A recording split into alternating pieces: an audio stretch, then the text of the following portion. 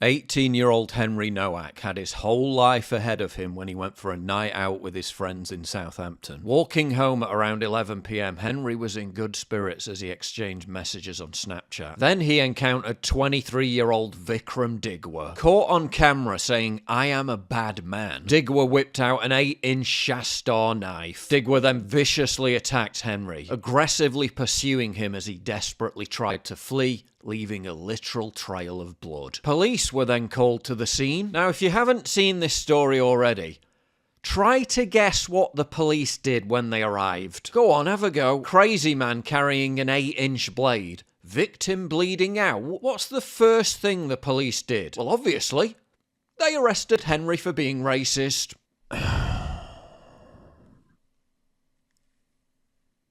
Yeah. That's what they did. Police were called to the scene but arrested Mr. Nowak after Digwa claimed he had been racially abused. Presumably, the police believed Digwa's lie that Henry hadn't been stabbed, despite him literally leaking blood. They put Henry in handcuffs and he passed out and died a short time later. He literally drowned in his own blood after having his lung punctured by the knife. Vikram Digwa raises the defense of self-defense. He persisted that Henry perpetrated a drunken racist attack, except Henry wasn't drunk. He'd drunk less than the legal drink-drive limit, and the incident was captured on Henry's phone, which was later found in Digwa's pocket. It shows no evidence of Henry saying anything racist, as if that was an excuse to stab him 4 times anyway. And a later conversation between Digwa and his brother revealed that Digwa admitted to stabbing him, but made no mention of any racism. But wait, because believe it or not, it gets even more ridiculous. Under UK law, obviously, it's illegal to be carrying around an 8-inch knife in public, unless you're a brown Sikh man. In the UK, Sikhs are legally permitted to carry a kirpan knife in public as it is protected under religious exemption laws. Under this exemption, the blade can be up to 9 inches in length. Yeah. Really. Women aren't even allowed to carry pepper spray. But people from certain other communities can literally walk the streets with giant daggers hanging from their necks. If I buy more than 6 kitchen knives from Amazon, they'll inform the police. Meanwhile, Digwa and his mates get a religious exemption to tool up with deadly weapons, so long as they wear a kirpan. They even made a special exemption to the 2019 offensive weapons ban, allowing them to do so, which at the time the Indian Tribune newspaper bragged about. What was that about diversity being our greatest strength? Diversity is a strength. By the way, I absolutely know for sure they're going to bury this one in the algorithm, so please leave a like and comment to spread awareness. But wait until you hear what Digwa's defense lawyer said. After his entire family rushed to the scene, Digwa asked his mother to take the knife, which was later found at his home among an arsenal of weapons. An arsenal I'm surely he just had for religious reasons or whatever. Now get a load of what Digwa's defense barrister said. Mr. Wainwright KC said, was Vikram Digwa carrying a knife or carrying,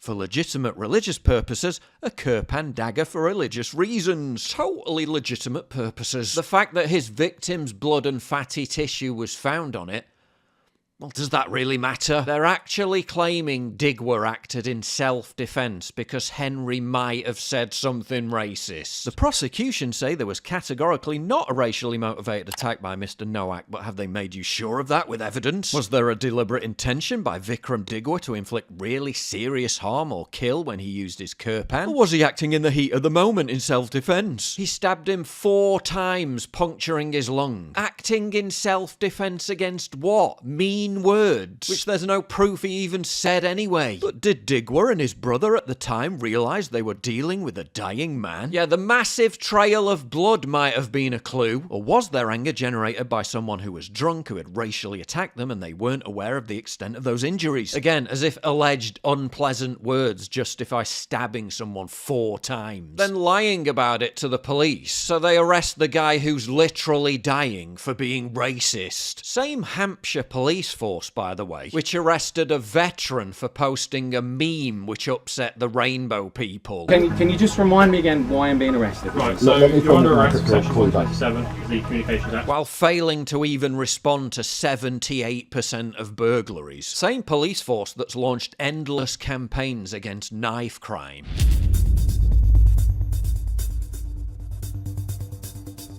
while targeting the dying victim of it as a prime suspect because a crazy man with a knife accused him of being racist. Same police force that published this knife crime awareness training video. I've had to deal with young people losing their lives through knife crime. It doesn't just affect the person who's been killed, it strongly affects the person who's actually carried out that, who's killed somebody. Yeah, won't someone think of the poor murderer? Maybe someone said something racist. Don't forget to immediately arrest the victim for the good of diversity.